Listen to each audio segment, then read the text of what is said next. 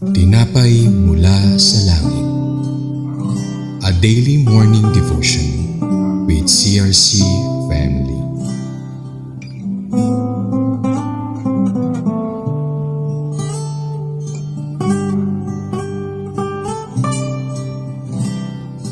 Pagpalang umaga po sa ating lahat. Welcome po muli sa isa na namang episode ng Tinapay Mula sa Langit. Pastor Christian Quezon po ang inyong mga kasama ngayong umaga. Ang ating pong devotion ngayong umaga ay mula sa Joshua chapter 17 verses 7 to 10. Basahin po natin verse 7. Ang lupain ng lipi ni Manases ay mula sa Asher hanggang sa Mikmetat na nasa tapat ng Shechem. Buhat doon, nagtuloy ang hangganan sa En Tapua. Verse 8. Talagang bahagi ng Manases ang lupain ng Tapua, ngunit ang bayan ng Tapua na nasa gilid ng hangganan ng Manases ay kabilang sa mga bayang napapunta sa lipi ni Ephraim. Ang hangganan ay nagtuloy sa batis ng Kana na may bayrito at nagtapos sa dagat Mediteraneo. Bahagi ng Ephraim ang mga lungsod na nasa timog ng batis, hakit na malapit ang mga ito sa mga lungsod ng Manases. And verse 10, ang lupain ng Ephraim ay nasa timog ng batis at ang lupain ng Manases ay nasa hilaga. Ang dagat Mediteraneo ang hangganan nila sa kanluran,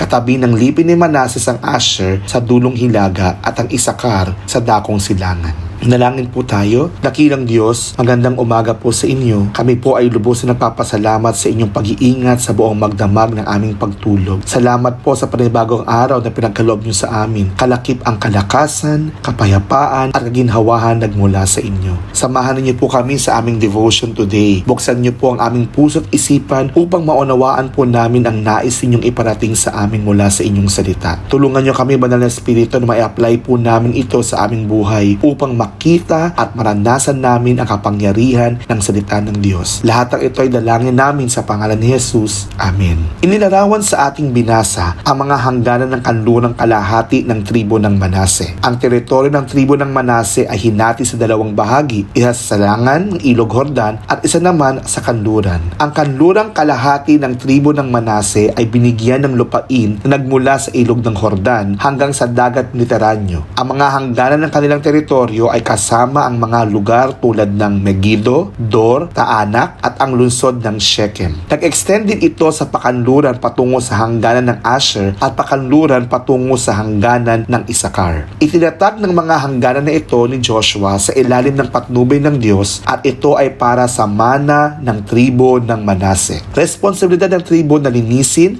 at hanapin ang lupaing ito para na rin paalisin ang anumang natitirang Canaanites sa lugar. Ang teritoryo ng kanlurang kalahati ng tribo ng Manase ay siyang malaking bahagi ng lupaing mayaman sa mga likasiyaman at mahalagang lokasyon. Ito ay isang mahalagang bahagi ng pangako na lupain na ibinigay ng Diyos sa mga Israelita at ang tribo ng Manase ay pinagkatiwalaan na pangalagaan at palagawin ang mana nito. Mga kapatid, katulad din ng mga Israelita, tayo rin ay may pangako ng mana kay Kristo. Maaari natin tanggapin ang ating mana sa Diyos sa magitan ng mga sumusunod. Una, kilalanin ang pangako. Katulad ng mga Israelita na may pangako ng lupa, tayo ay may pangako ng buhay na walang hanggan kay Kristo. Sabi nga po sa John 3:16, gayon na lamang ang pag-ibig ng Diyos sa sanlibutan, kaya binigay niya ang kanyang bugtong na anak upang sino mang sumampalataya sa kanya ay huwag mapahama kundi magkaroon ng buhay na walang hanggan. Kailangan po natin kilalanin at manampalataya sa akong ito para ito ay matanggap. Pangalawa, kumilos. Sinabi ni Joshua sa tribo ng Manase na pumunta at linisin ang lupa para sa kanilang sarili. Kailangan nating kumilos sa pag-angkin ng ating mana sa Diyos sa magitan ng paglakad sa pananampalataya, pagkatiwala sa Diyos at pagsunod sa kanyang utos. Pangatlo, magtiwala tayo sa provision ng Diyos. Nang mag-alala ang tribo ng Manase sa mga Canaanites sa lupa, tataguyod sila ni Joshua sa provision ng Diyos. Kailangan nating magtiwala sa Diyos na ibibigay niya ang lahat ng ating pangangailangan and even protection. At ang huli, manatiling manatag sa pananampalataya. Patuloy ang tribo ng Manase sa paglilinis ng lupa sa kabila ng mga hamon na kanilang kinahaharap. Kailangan po natin manatiling manatag sa pananampalataya habang kinukuha ang mana natin sa Diyos kahit maraming pagsubok, problema at hamon sa ating buhay.